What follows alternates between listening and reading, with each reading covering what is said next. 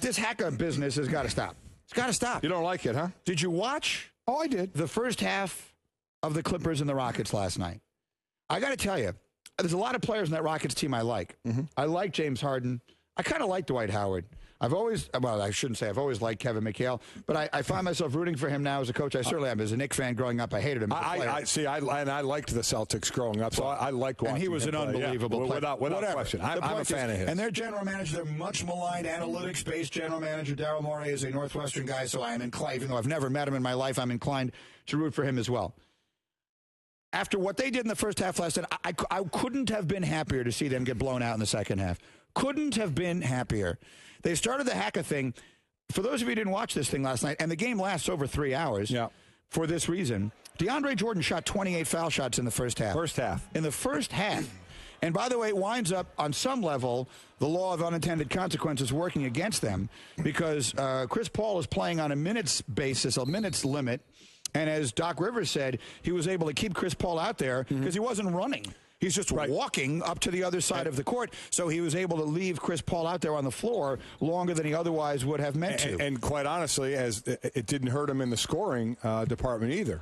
They didn't get a big advantage, as I'm reading. In 17 possessions following the Hack-a-Jordan strategy, the Rockets scored 17 points, only 3 more than Jordan's 14. He made it the free throw line. He was 14 of 34, so he shot 41%, so he's actually up.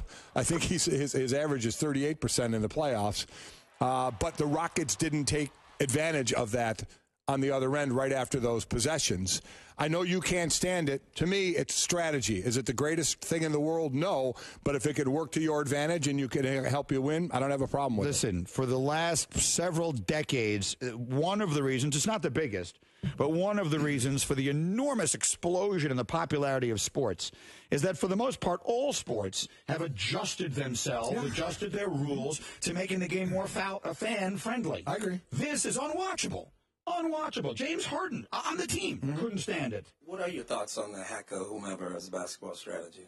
I mean, personally, I don't like it, but, I guess, different coaches, have their different philosophies on, on the game. So that's his own coach who did it. Again, I understand why you do it if you think it's going to help you win. That's why they need to change the rule. Because if you're going to allow that to happen, then other teams are going to do it. Last night, the fact that it didn't wind up helping them that much, notwithstanding in other circumstances it might.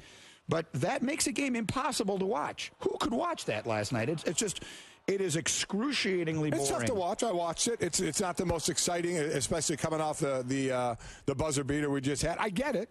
When you change the rule, fine. Until then, heck away. Again, I'm not blaming or criticizing as much McHale for doing it. That's why I'm saying it's got to start with the rule being changed. Because as long as the rule is sitting there that you can try and take advantage of it, I can never criticize a coach, a team, or anybody like that for trying to win. And if they think that's going to help them try to win, and it's within the rules, then I understand you doing it. So they got to change the rule, in my opinion. The winning word of the morning is coming up. Your last chance is this week to win a fabulous trip